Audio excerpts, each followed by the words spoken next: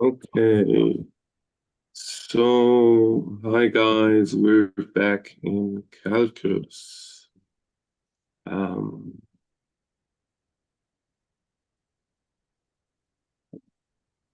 and in the past few lessons, uh, we learned how to derive the elementary functions and how to, and arithmetics or derivatives, how to derive the sum of functions, the multiplication, the composition. Within arithmetics, which operation did we not cover? Does anyone remember by any chance?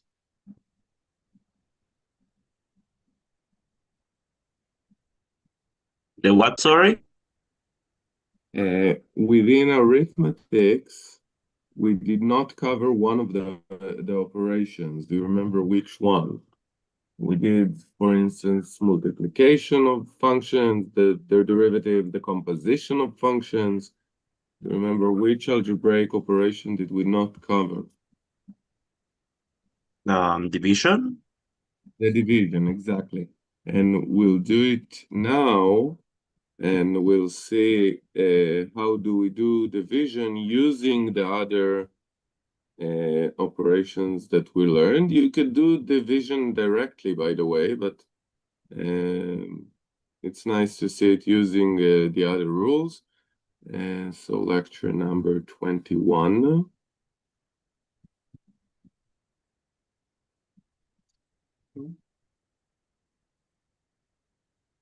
Uh,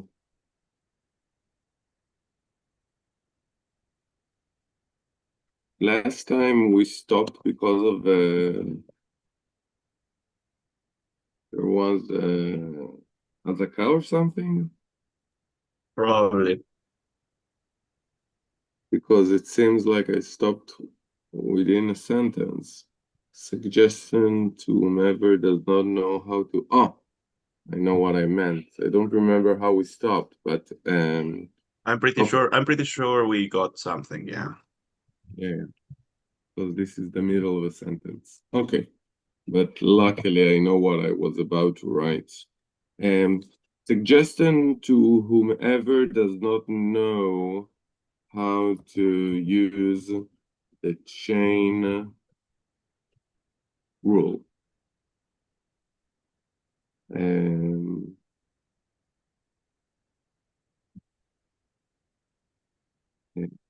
we do the following. Suppose we have a function which is the composition of f of g of x, and you need to derive it. So what you do is you write the outer function here, the inner function here, the derivative of the outer function below the outer function, and the derivative of the inner function below the inner function. And then what does the formula say? It says take g of x, the inner function, and insert it into um, f prime. Take the inner function and put within the derivative of the outer function, and then multiply by the derivative of the inner function, which gets you to f prime of g of x times g prime of x. So It doesn't look like much now, but I'll do a couple of examples and you'll see what I mean. How do you use this um, tavnit, this form, when we actually solve exercises. Um, this formula we've proved last time. That's the chain rule, right? The derivative of the composition is f prime of g times g prime. This is a helpful form to actually do it. Let me give you an example. Say you have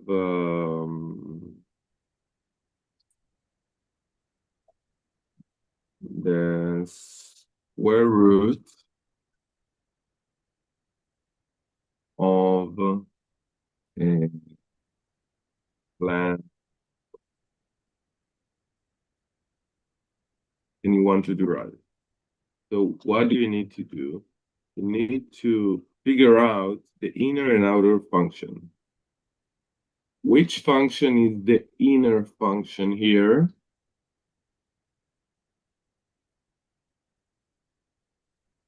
The logarithm? The logarithm, right? Which function is the outer function?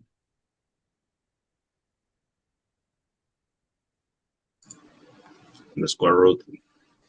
Square root of? The logarithm of x. No, right? That's not the outer function, that's the whole composition.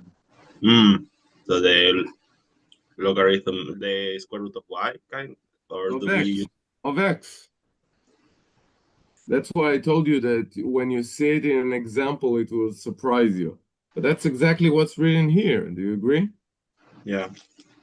Yeah. So if you're new at this, or at least don't remember it well from high school, it's a bit confusing. So that's why I suggest it, and you'll see. I'll do it a couple of times during the lesson, and you'll see. So now that was the hard part. Now the derivative of the square root of x is 1 over 2 times the square root of x. And the derivative of ln of x is 1 over x. And then what do? We take the inner function, here it's the log. We put it within the derivative of the outer function here. And then we multiply by the the derivative of the inner functions. So what do we get all together? We get 1 over 2 times the square root of the logarithm times 1 over x. Agreed? Yeah, but so this building we do is just to help us.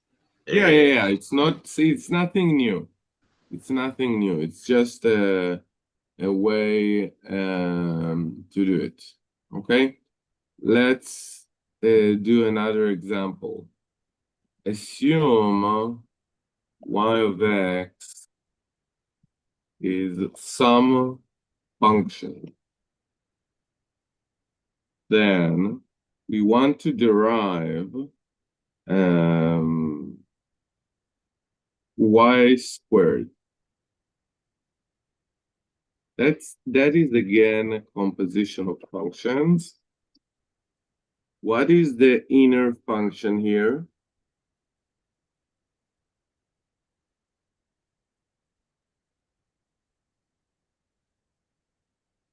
What is the outer function? The inner one is y of x, no?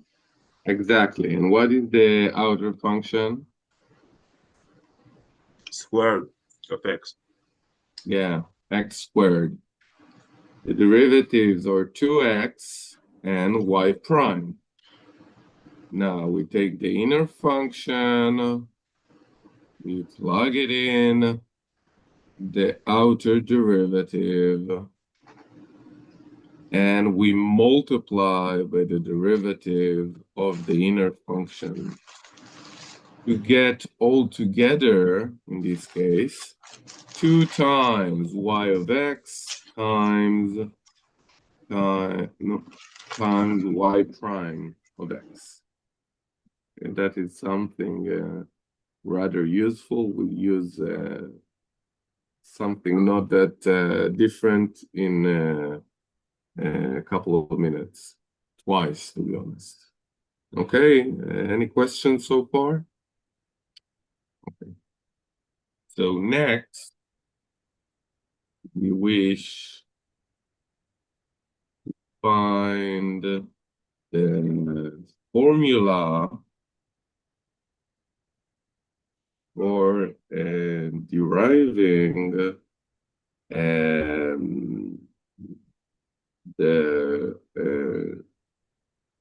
quotient of two functions.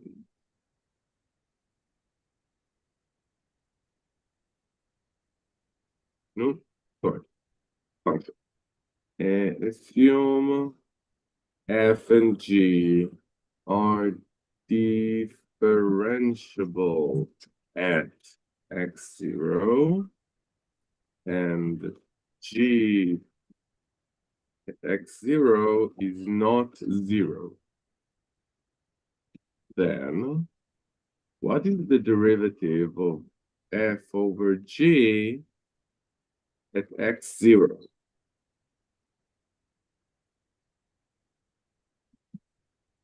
So I will say this.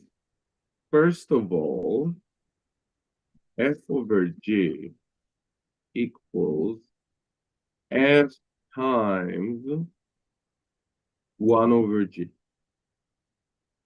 Therefore, it's a product. And we already know how to derive a product. It's the derivative of the f times 1 over g. That's the reason we need g of x0 not to be 0, because we divide by it, plus f of x0 times the derivative of 1 over g at x0. Do you agree so far?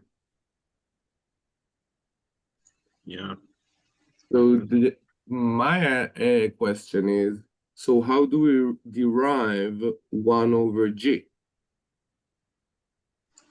Do we put it to the power of -1? Exactly. 1 over g prime is actually a composition of functions. What is the inner function? Oh, too much.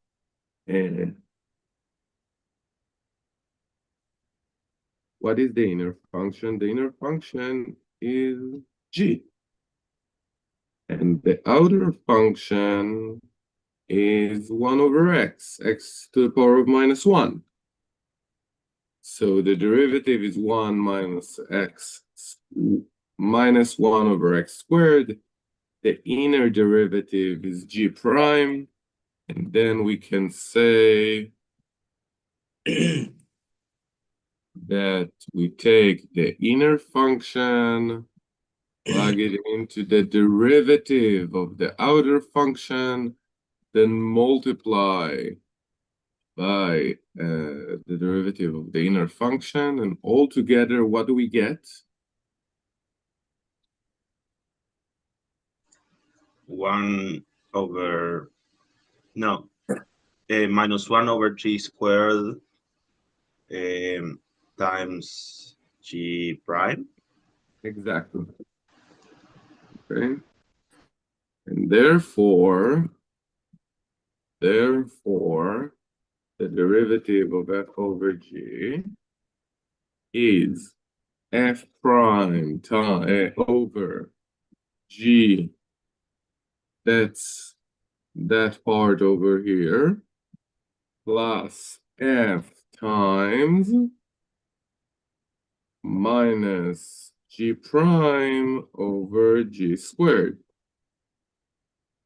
Does that look like the known formula from high school?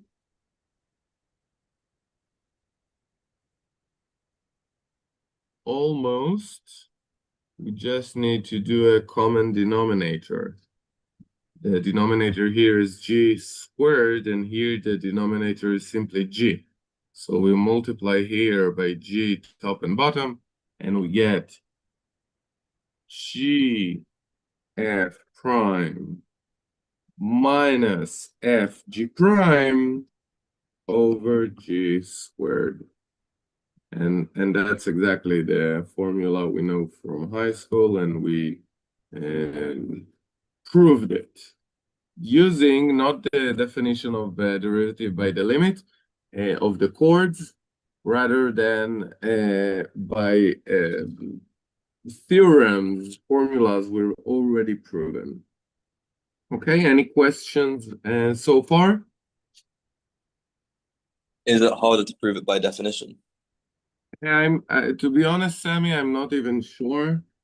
I don't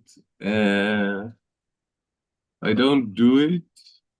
You know what? Let's do it as a simple exercise. I usually don't do it because I like this method mainly because it forces us to understand the derivative of composition, which is needed by itself.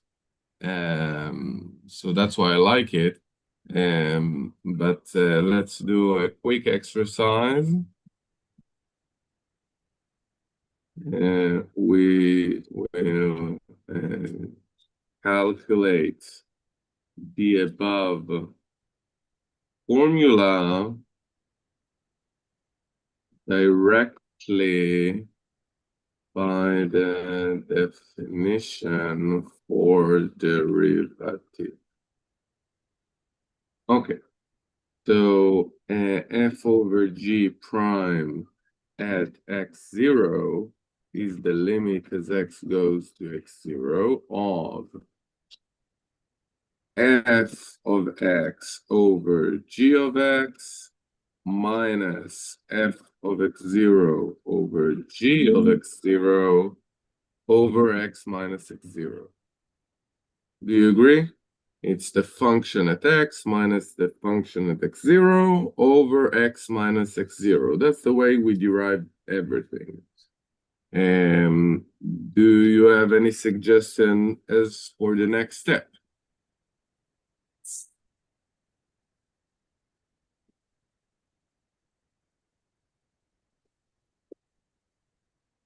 What should we do?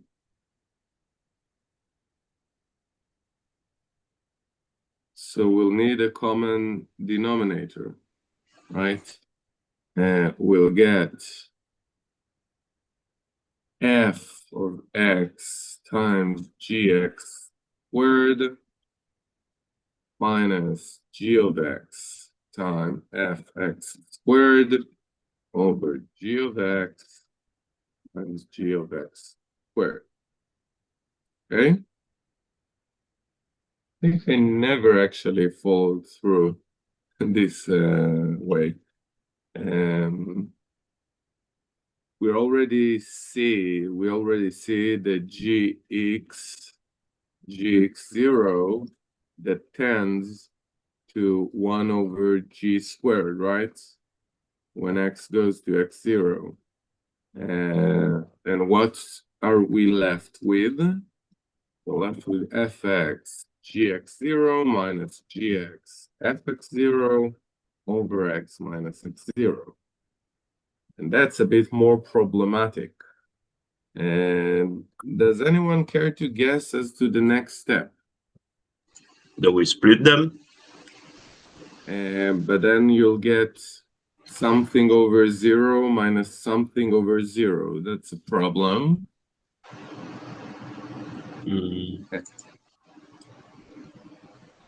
Any other suggestion?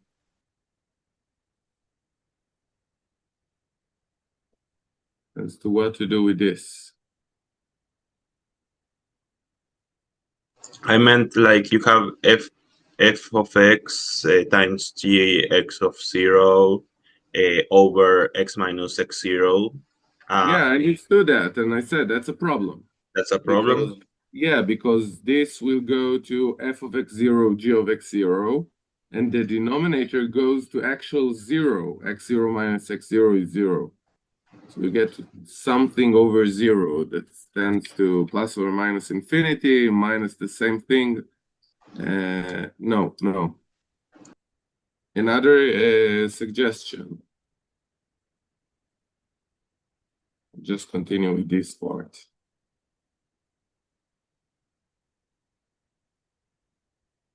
Think like a mathematician, like at least I try to teach you. What do we usually do at such a point when you get such a weird Wouldn't it be nice? yeah. So wouldn't it be nice here? What would you like to see that will help you? Multiply by the complement or something.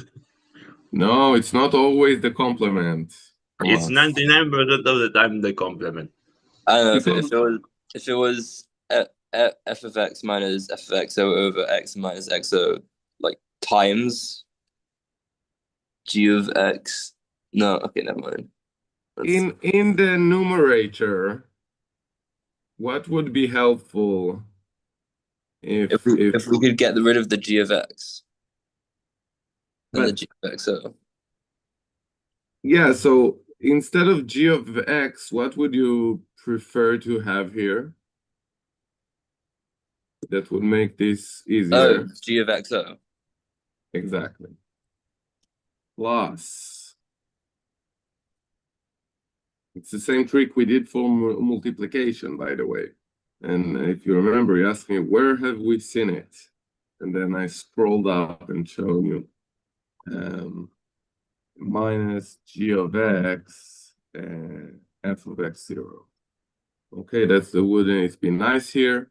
We subtracted and added the exact same expression. So we did not change the original expression, but we did a huge thing since now we have the limit as x goes to x0. And now I can split them, Thomas, because now I get from the first pair g of x0 as a common factor. And what do we remain with? F of x minus f of x0 over x minus x0. Like so, like Sammy said, I prefer it. Minus f of xo times g of x minus g of x0 o x minus xo. And it's a minus because if you see the g of x here is under the minus and the g of xo is under the plus. So if I said g of x minus g of xo, then I put a minus here. And where does this and this tend? This specifically, where does it tend to? The derivative. The derivative. And we get the same, not surprisingly, right? We get the very same formula we got above. So everyone can figure out for themselves which way is nicer. Obviously, it doesn't really matter, but I did because it is a nice exercise by itself. And I usually in my lecture follow this method, like I said, because I want to emphasize and your ability and the need for your ability to derive the composition of functions. Okay. So altogether, I won't even write the final answer, but altogether we got the very same thing. So we got the same formula. Surprise. Okay. Next. We will not prove that the inverse function of a differentiable function is differentiable, but we will see how to calculate the derivative of the inverse using a neat trick. How do I write neat? NEAT.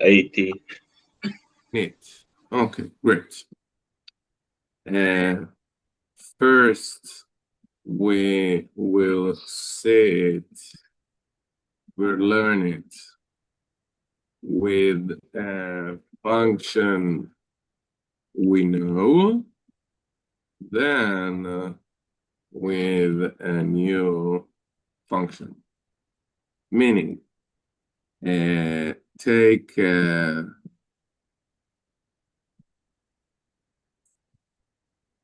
example. Say f of x is the square root of x, and we wish to derive it. Even easier, I'll write y of x. So y equals the square root of x, and I wish to find the derivative. So obviously we already know what the derivative of the square root of x is, but like I said, I wish for you to see the process with functions you know, and it will help you understand it with the functions you don't know as well. So what is the neat trick? The trick is to extract x. What does x equal to? Look at this equation. What does x equal to? The square of y. Exactly, y squared. Next, we derive. What is the derivative of x? 1. 1. What is the derivative of y squared? 1 over 2y. No. 2y, no? Is it just 2y? Yeah.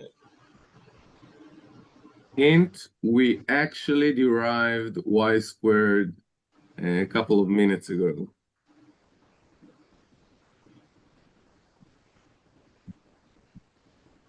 Here.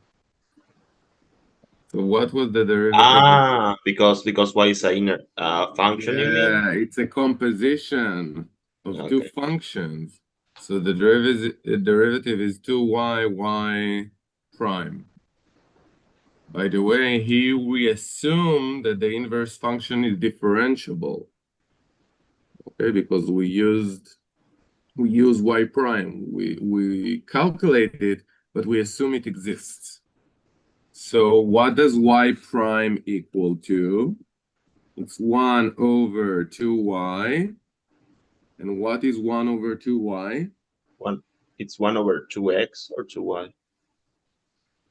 Y, right? So what's 1 over 2y? What's y? I don't get, like, you're doing 1 over 2 because that's the derivative of the square root of x. I'm simply extracting y prime from this equation. Okay. This is a true equation. 1 equals 2 times the function times the derivative. So I extract the derivative because that's what I wish to calculate, right? Okay. And I simply divide it by 2 y's. Okay? And what does 2y equal to? What is y? It's on the board. It's 1. No. Yeah, the square root of x. And does that seems familiar? Yeah. That's actually the derivative of the square root. It seems like a magic act, but it all follows from formulas we've proven, right? That's why I called it a neat trick, but it's actually mathematic. The only point here which I skip, and not just this semester, I always skip it. I almost always skip it because it takes a lot of time. In the Math Wiki, I have the complete solution.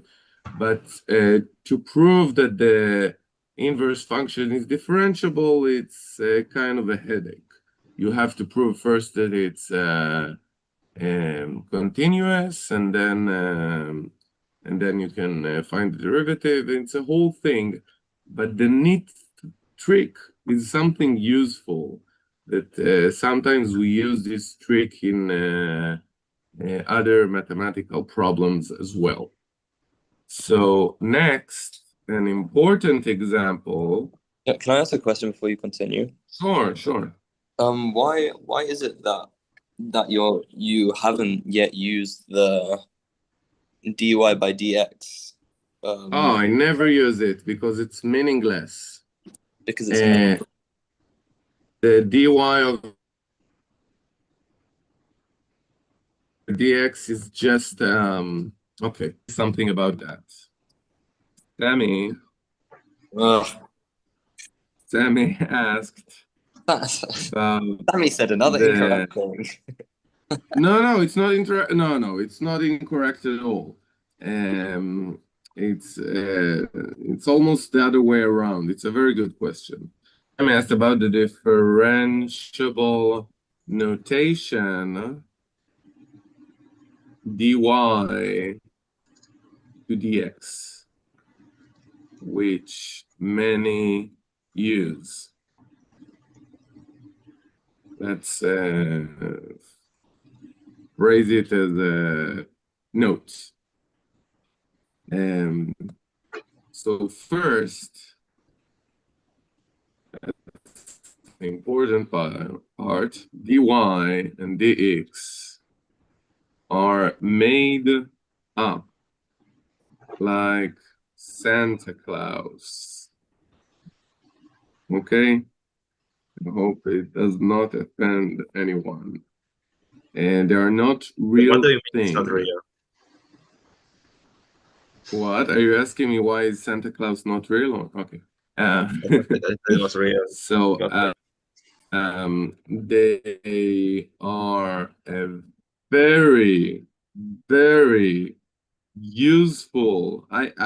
For instance, I said I didn't like it, but I do use them. Sometimes they are very useful, specifically with integration. That's not this semester. In this semester, we won't use them at all. We won't need them. But in integral, general in mathematics, I use them also. We use them, mathematicians, in differential equations, which you don't study at all. So it is useful. Just a second, I'm internet connection. Okay. Yes. So they are very, very useful. Shorthand of writing theorems that can be proven. And I'll show you one that is connected to our material. dy is supposedly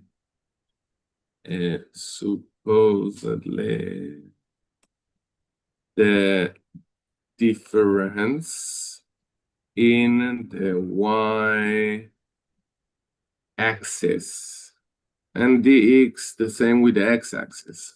Therefore, the slope of the chords f of x minus f of x0 minus over x minus x0 can be written as dy over dx. Agreed?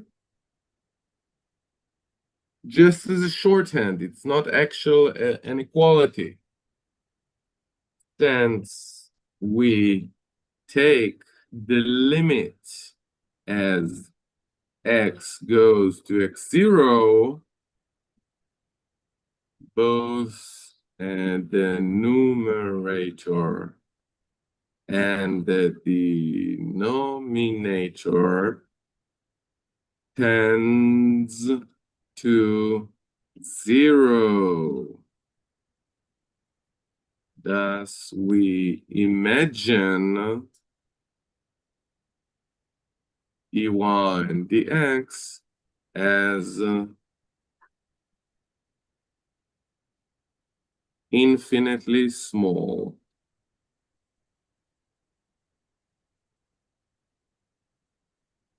Infinitely small. Do you agree so far? Thus we write y prime as though it was dy over dx. But then again, it's almost like saying 0 over 0, which is obviously false. Right? It's not actually an equality, it's just a shorthand of writing. Sammy, does that make sense until now? Yeah, I guess. Yeah, but then When, the when you question, when you say it's made up, like so many people use it. So what do you mean by it's made up? so like, where not true? do they use that? Every time you actually use dy over dx at some argument, you're actually referring some theorem. For example, we learned that the derivative of f of g of x is f prime of g times g prime of x, right? So how would you write it? You would say that the difference in f over the difference in x is equal to the difference in f, just a second, over the difference in g times the difference in g over the difference of x, right? So the so-called dg are cancels each other and you get the same thing. So that is just a shorthand for the chain rule. But in order to actually prove the chain rule, there are specific, you need to prove the theorems and see that it actually works in general. Okay? So whenever you see someone use the dy to the dx to actually do algebra, not just as a notation. As a notation, you can use it as you wish. But if you actually want to do some calculation like this, you must refer to some theorem. I never use it in the chain rule. That's why it was even hard for me to write it up. In physicists use it more for the chain rule, I think. But like I said, in integration, I do use it.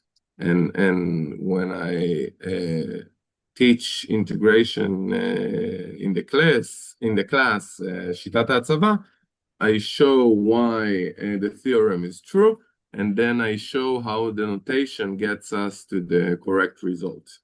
Okay, but again, dy and dx are the reminiscence of the difference before you took the limit. After you take the limit, they don't make much sense. Okay, and supposedly they're supposed to be the infinitely small. That was the original Leibniz notation, and it was not exact. And later, with modern mathematics, they decide how to do it. And if any of you know, there is a subject called non-standard analysis. There exist infinitely small numbers, but even though there exist, it's not a specific number. There is infinite number of infinitely small numbers. So the dy and dx are always problematic in a sense. Okay. Can I That's ask you a follow-up question? Very Yeah, but just the bottom line of what I'm saying, the really short answer, succinct answer, is dy is supposed to describe the difference in the y value. And the x is the difference in the x value. The problem is when you take the limit of x goes to x0, they're supposed to be 0. And then things get fuzzy. Yes, Sammy. So with this, what I've done here, hang on, wait, I don't know if you can see. I have to turn it around. Oh, this way around. Okay, would what I've done here be incorrect then? Okay, just a second. I'll enlarge. Okay, now I see it. Say x equals 1, dx to dy is 2y. Yeah, so that's okay. So what you did is exactly what I said by the chain rule, right? How do you derive it by y? It's the difference in y, and that's just the shorthand for what I wait. Oh. So it isn't problematic to use this. In this course, the final answer is yeah, it is problematic. I don't suggest you do it, but most of the time it comes out correct. But that's just what I did here. You did you actually did dx to dy. That's exactly what I said, like derive f by g. And it's supposed to be a shorthand. And if someone asks you, what do you mean by dx to dy? It will be hard for you to explain. You see what I mean?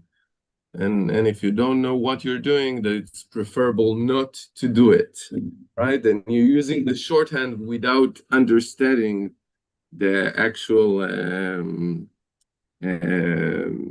argument.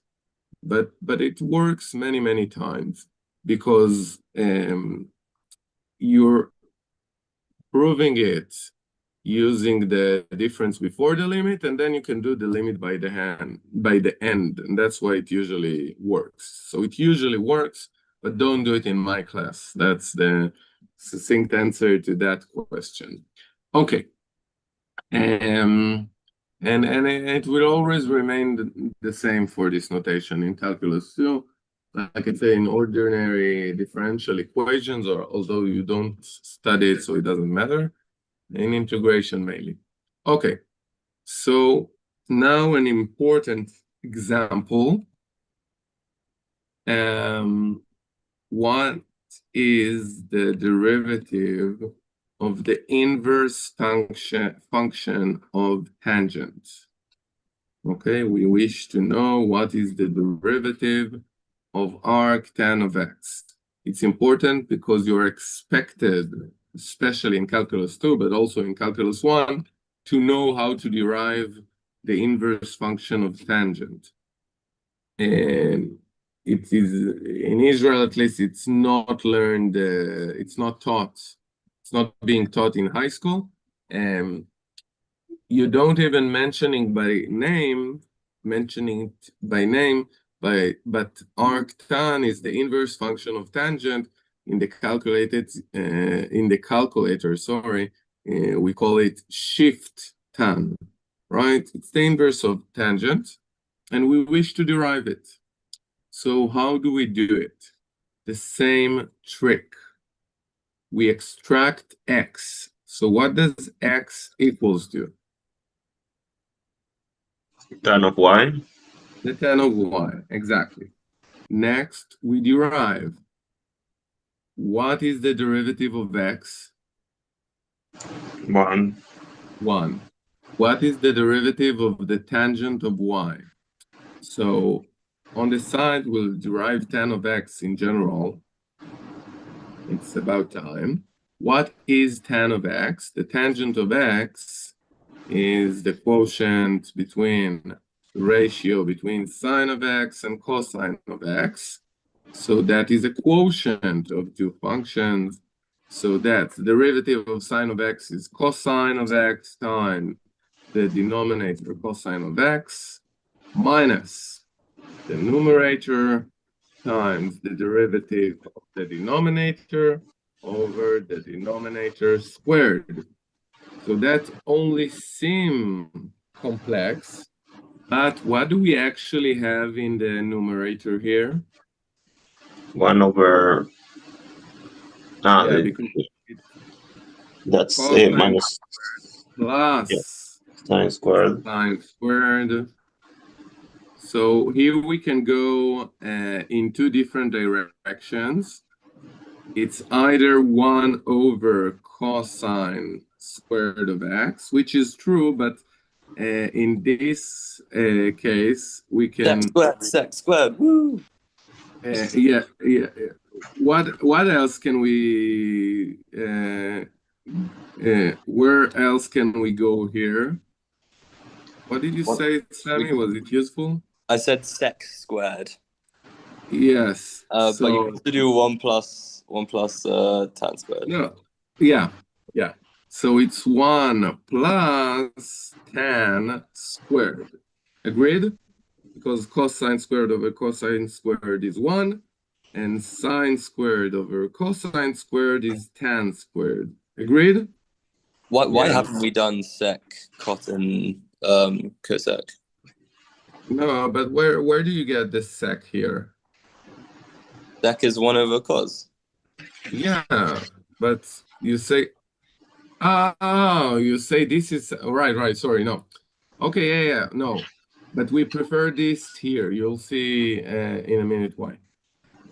In general, you usually use now, sorry, I don't usually use sec, but it's sec.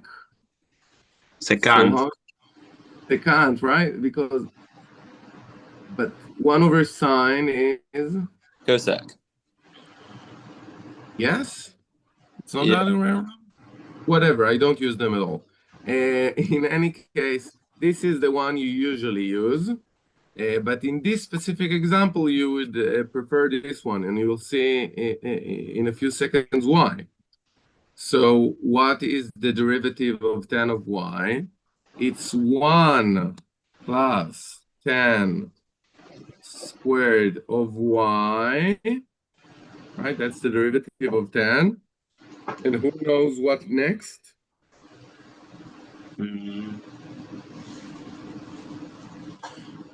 Y. Times, hint. But the you said it's Y prime, the inner, the differential, the derivative, yeah. right? Mm-hmm. Therefore, y prime is actually 1 over 1 plus tan y squared. But what is tan of y? It's arctan. No, I Not don't know. exactly. No, this is getting me so excited. Yeah. But it's not tan of y. What is it? It's Y is arctan. It's arctan of x. That's what y is. So tan of So what tan is tan y of is y? actually just x. Exactly. And that is exciting, right? Because you took the inverse of a trigonometric function, and the derivative turned out to be a so-called regular function, having nothing trigonometric about it. And The why next- does it make sense in general? The function for a circle is non-trigonometric, x squared plus y squared equals 1. But the antiderivative, which is the surface, the area, sorry, is trigonometric because the area of a circle uses pi. So it makes a lot of sense. What's the antiderivative? The Integration. in Hebrew we say kduma. It's the function which you'll derive to get this specific function. You look at a function and say, what is the function you derive to get it? Okay. And Thomas said it's integration, but integration could also mean area. And the connection between area and antiderivative is the fundamental theorem of calculus. But you study it in calculus too, so I don't have to worry too much about that in this course. Okay? But in calculus 2, you will be expected to be able to find the integral of 1 over 1 plus x squared and know that it's arctan x, which is equivalent to know that the derivative of arctan x is 1 over 1 plus x squared. It's not just equivalent, it's the very same argument, to be honest. Any questions so far? Okay. So, short summary. We finished the building blocks in functions. In functions. We have limits, continuity, and differentiability. These are hard words to spell, although this was okay. Differentiability and arithmetics.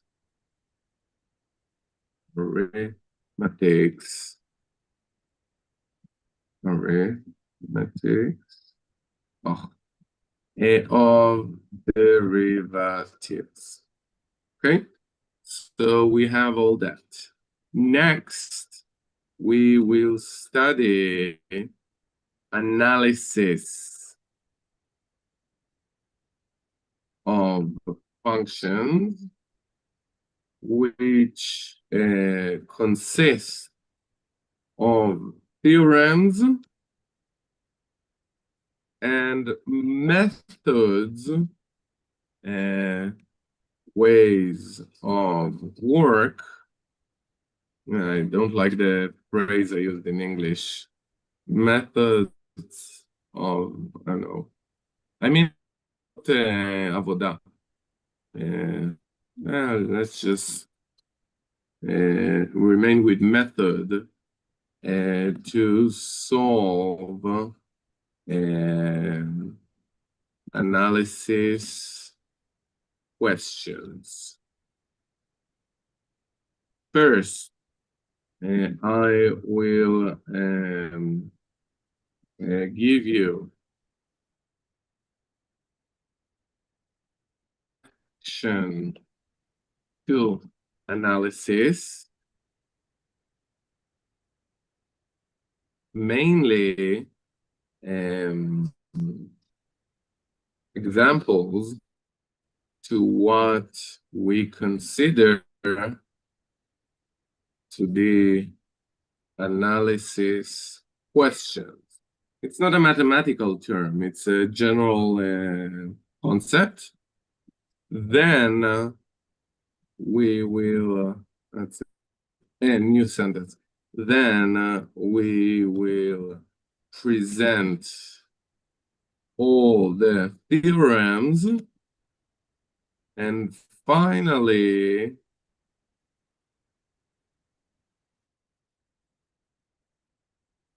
Okay. We will prove as much of them as we can. So that's my lesson plan until the end of the semester. Okay. I expect that today we'll surely finish the introduction. We probably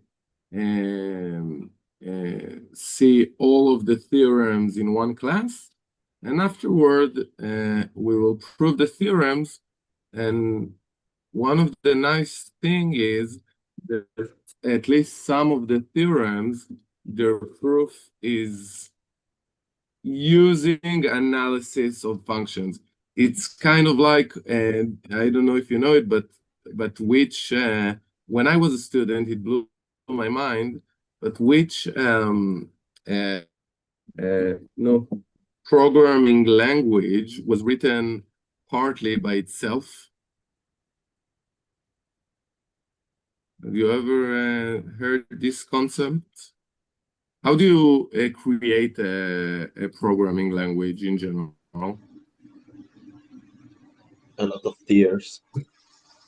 Yeah, no, but when you cry, what is in front of you on the screen?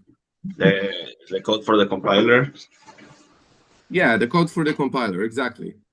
So the code for the compiler stands to reason will use another language because you didn't create your language yet, right? Yeah. But which language the compiler was built partly by this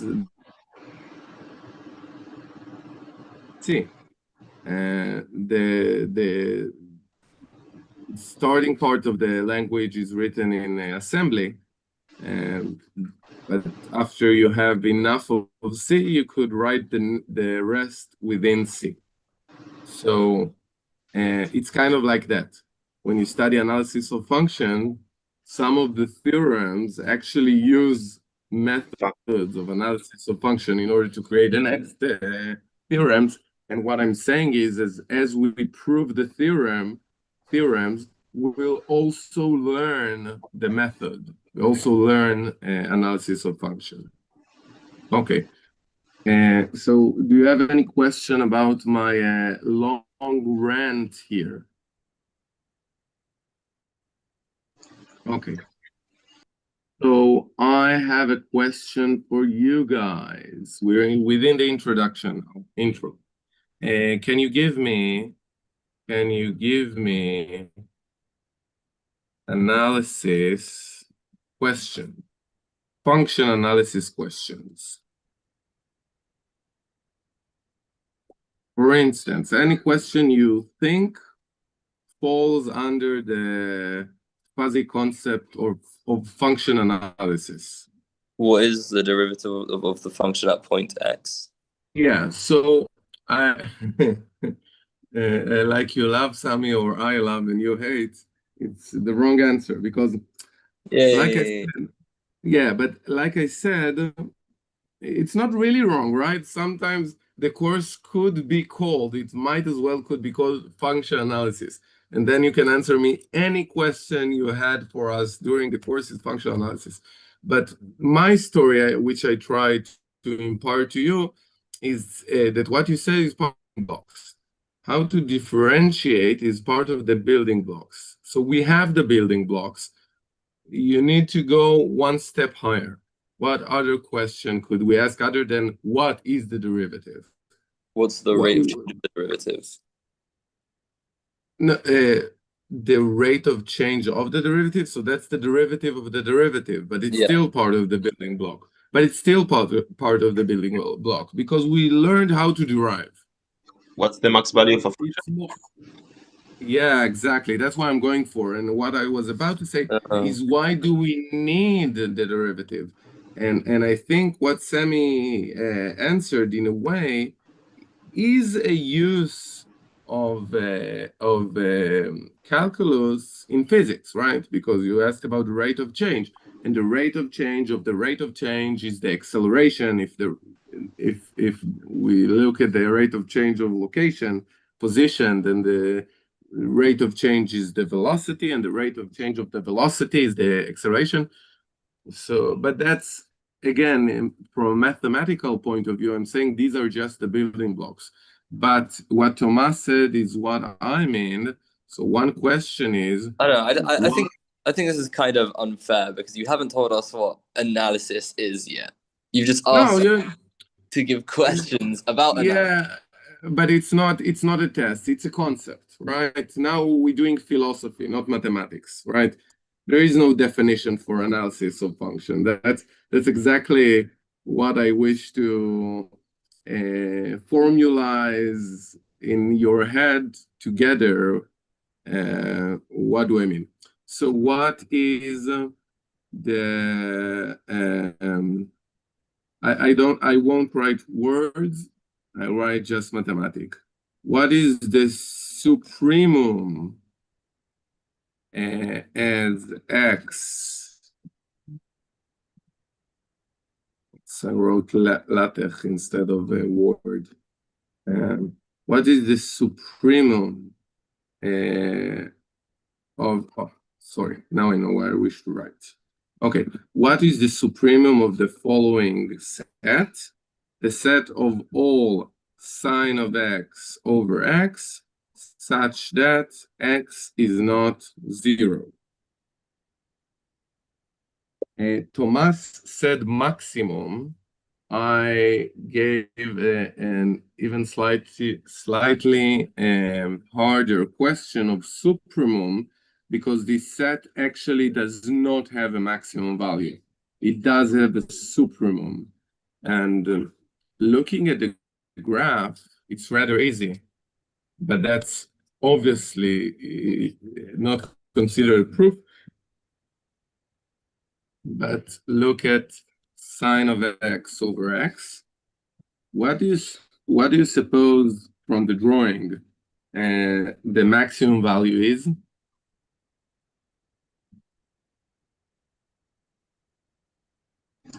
One, but probably there's a discontinuity somewhere. Yeah, why you see the formula? Why is it not 1? Where does 1 obtained? X is 0, and we said But it's x where is 0 is undefined, right? It's a removable discontinuity. So that's the reason it's not an actual maximum, but it is a supremum. But how do I know that the graph of the function look like that, right? I can't use the graph of the function. It's the other way around. Using the analysis, I can say things about the so-called graph of the function. Agreed so far?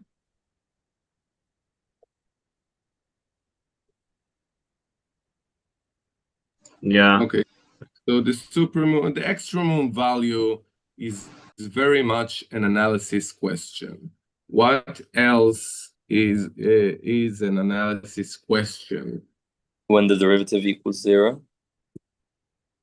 I suppose that is the supremum, isn't it? I mean, it's not technical. It's a very technical way to solve this problem. That's not the actual analysis question. Sometimes it is, but in general, it's usually an algebraic question. That's what you do in high school. You algebraically solve y prime equals 0, and then you find the maximum using it. So that would be the algebraical question. However, such question could be analytic one, such as how many roots does the following equation have? The equation is e to the x equals x. So just seeing question number 2. To which field of mathematics do you suppose it belongs? So I'll answer for you guys. You might think it's algebra. However, it is not solvable by algebraic tools. It is solvable by analytic tools. Okay, so the very question could be considered either geometric, algebraic, or calculus question, but the solution is definitely calculus in this specific type of question.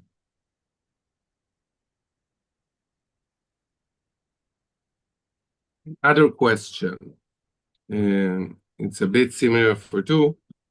What are the solutions for e of x being larger than x? To be honest, 2 and 3 are solvable together because the actual answer is this is true for every x, and therefore they are never equal. But that's super specific to that example. Do you agree until now? And I'll show you calc 1 and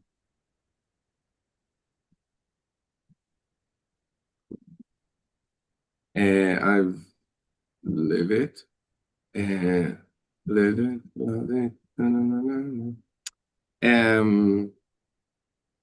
I've shown you the engineering tests, which I have many of, and I've told you to solve.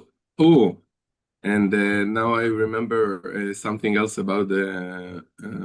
Well, I don't need to change it. When I said the theorems, I will include L'Hopital there.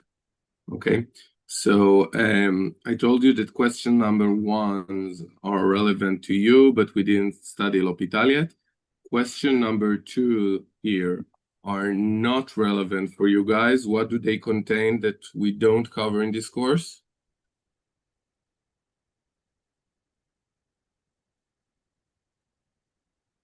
What integration, exactly. Question number 3. Wow, that's really funny because it's almost the same thing I asked you now, right? It's a lot of times how many solutions that the equation have, or the inequality, or maximum, something like that. But the actual function here is e of x minus x, which is very, very similar to what to the example I gave you. So you can find infinitely many. It's not infinitely many, it's like 40, but it's a lot of examples. So I'll write here, see and study questions number 3 from this link, these tests.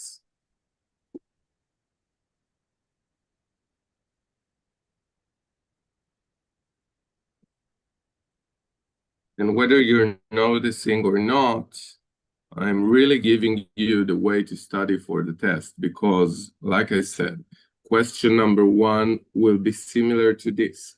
Question number 2 will be series. Question number 3 will be like question number 5 here, recursive monotonic sequences. And question number 3 and the last 2 questions are kind of like 3 and 4 here. 4 is a bit harder. Questions number 4 from the above link are more theoretical analysis questions, which you need as well. Okay, so altogether from these tests you can solve anything but 2 and 6. 2 and 6 are not within the material. 1, 3, 4, and 5 are within the material. And I gave you emphasis as to how should you study each of them. Okay. So still within the introduction, let's solve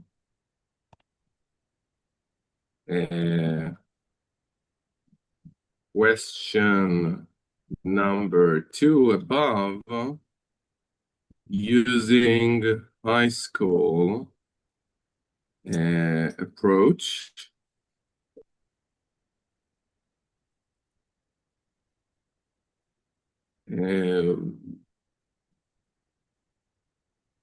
Using, I'll correct myself, almost a high school approach, which will be our approach anyway.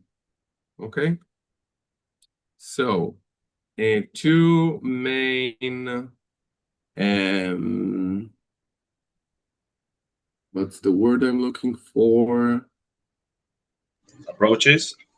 No, not approaches, slogans, I'll write. It's the two main concepts that you need to know. One, if you are asked about an equation or an inequality, how do you say in English להעביר אגף? A graph or graph? Agaf. It's you have the left-hand side of the equation and the right-hand side. I want everything to go to the left-hand side. Maybe that's what I'll say. Yeah, there's no word for that. Yeah, I think, yeah, move everything to the left-hand side. And that's it. Move everything to the left-hand side. No. And build a function. That's the main trick. I think that's one of the main things that's a method that I present as a teacher that lecturer usually think are understood implicitly by the students, but I found out that saying it explicitly is really, really, really helpful. By the way, it's even helpful for actual matriculation tests questions, because they don't teach it that way. You think they're asking you about two functions, but what I'm saying, they're actually asking you about one function, the difference between these two functions. That small way of thinking goes a huge way. You cannot imagine how much you will see as you solve exercises. Next, in calculus,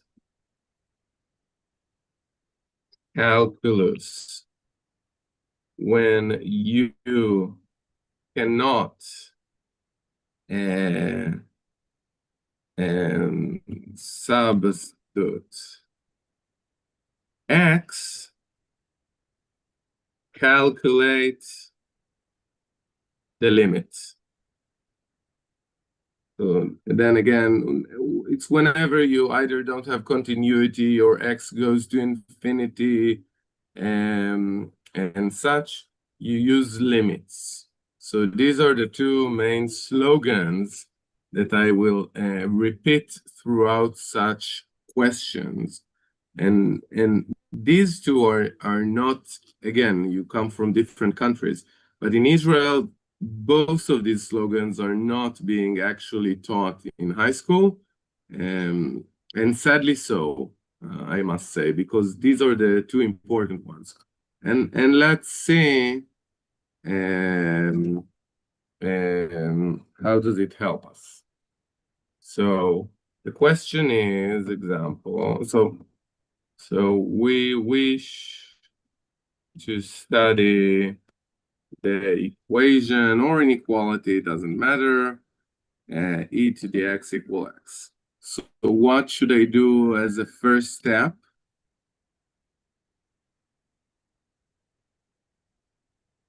Put it all to the left. Yeah, e to the x minus x equals 0. And build a function. And build the function e to the x minus x. So the question is equivalent to age of x equals 0. How many solutions does the function age of x minus x equals 0? And let's look at it in GeoGebra. And by the way, before we look at it, I told you the answer, but how many solutions does this equation has? You said none? Yes. But if the question was e to the x minus equals x plus square root of 2. How many solutions? Now guesswork. Before I'll give you the answer. How many solutions? The number of solutions to e to the x equals x is 0. How many solutions? Wife brought me a jar. I wasn't sure why. Now you're shaming me in front of my students. It's being recorded. Now look. No, I'm going to open it. I must. You said what I usually do is just use a knife under the cup. That usually works. Yeah, this works. No, I must open it. No, it's recorded. רגע, לא. Wait. No, I don't need... אני לא רוצה שיטה. I'm about to fail. מבטיח את זה, תן לי, אני מבטיח. Here.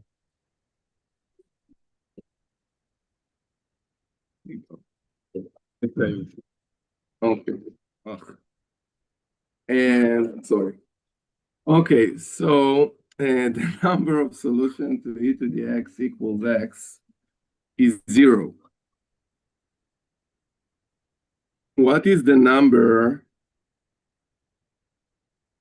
of solutions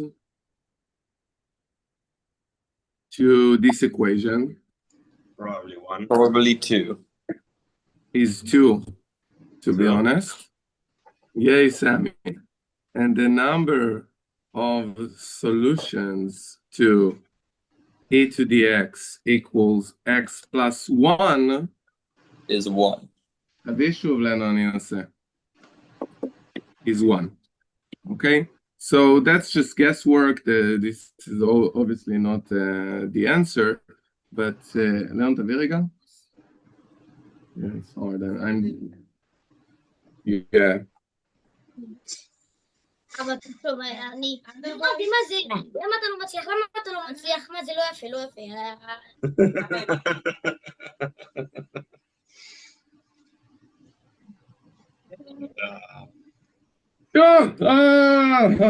כפיים. Thank you.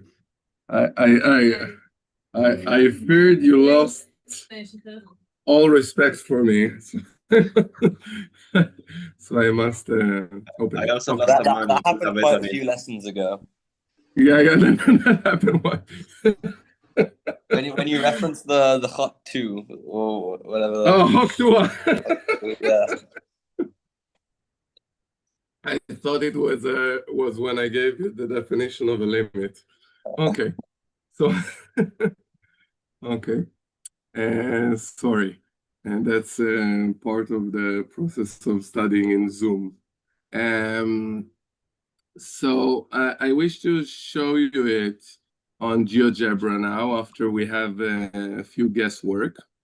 And one function is e to the x, and the other is just x. just looking at it, how many solutions, how many intersection points does the two function have? The answer is 0, right? And if I say x plus 1, how many solutions do we have? Exactly 1. And if I write x plus the square root of 2, we get 2 solutions, right? But the question is, how do we actually study it without using GeoGebra? And it's not an experimenting method. So like I said, we look at the difference. H of x is f minus g. That's the difference. Looking at it, it looks meaningless. What do I mean? The red function, the difference function, I'm not sure what is it tells me. It does not look like either one of the functions. But what does it tell me? The difference between them would be 0 when there's an intersection. Do you agree about that? It makes sense. Yes. So because there is no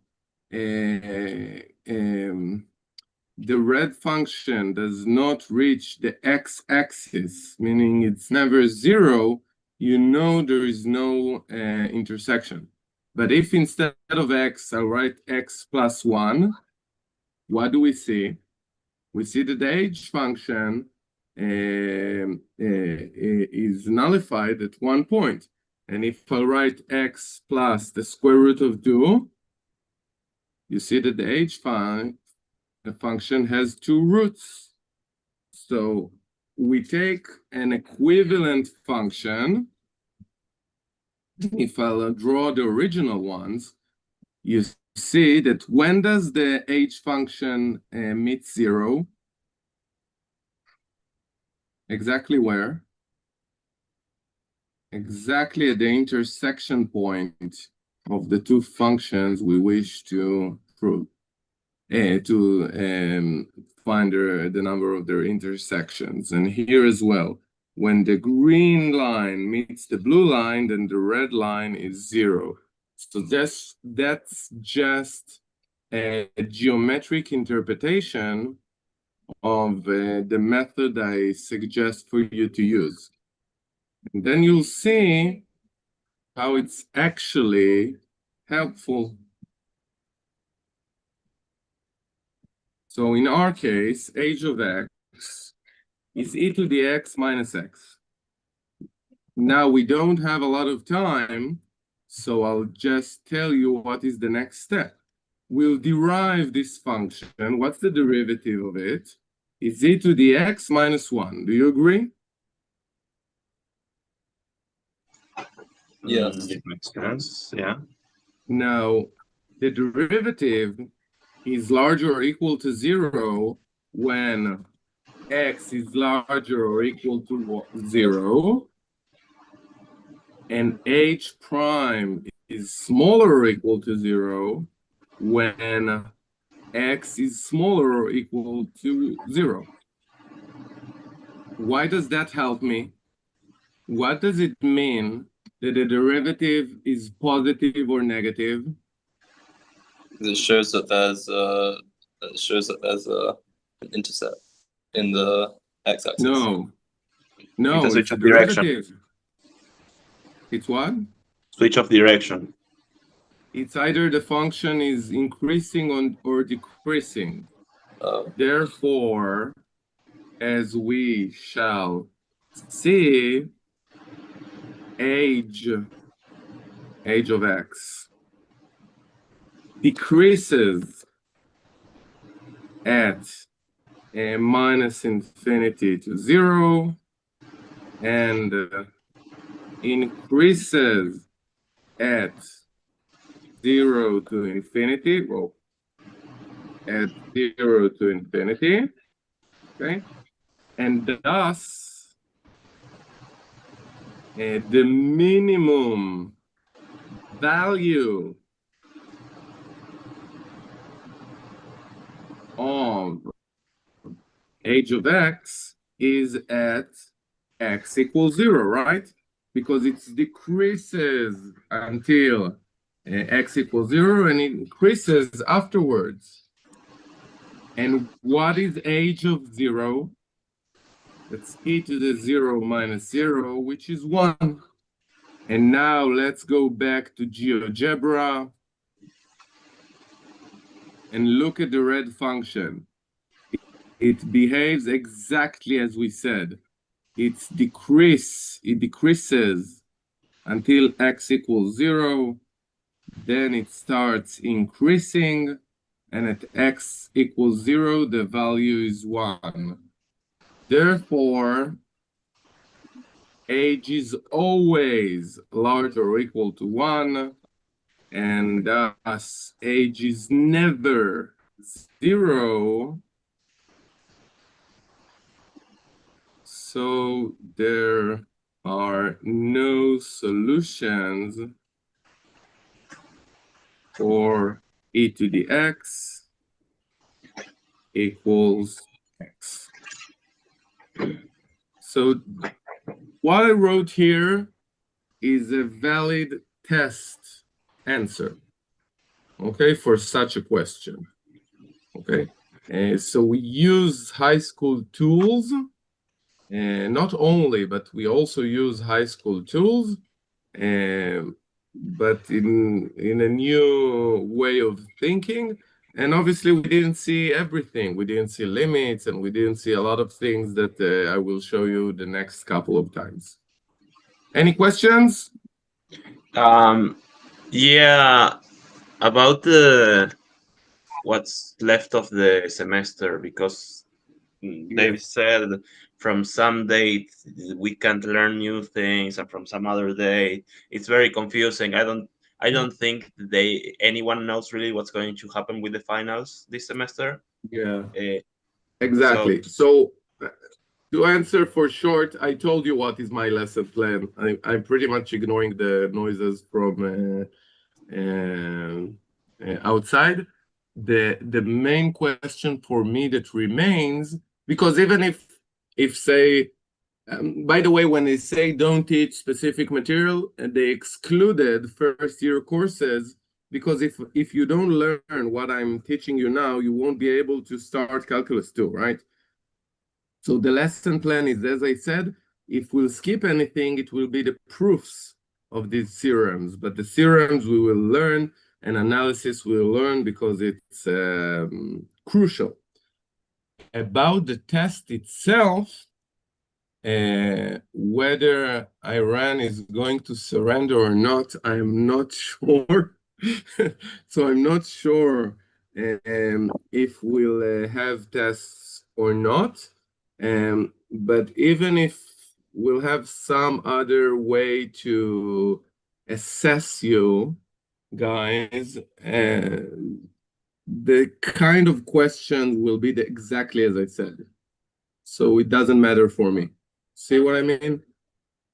It will be the same kind of things, and we'll think as how to do it. But the abilities I wish to assess are exactly what I said, okay? And we'll see later if there will be a test or some other kind of assessment method. Okay? yeah, also for calculus I did the homework and it was mostly fine in my opinion. But I started linear algebra, and most of the things they ask were like, how the hell am I supposed to do this? And like obviously I looked online and whatever, and I understood most of it, but I don't know if it's worth. We'll talk about linear on Tuesday. Okay, but I will do something similar. I will give you a frame for the test, whether it will happen or not, and the kind of question you are supposed to know.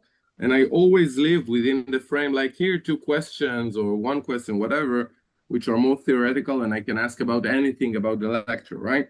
But you will have a set of framed type of question that if you learn them, you can get a passing grade. Okay?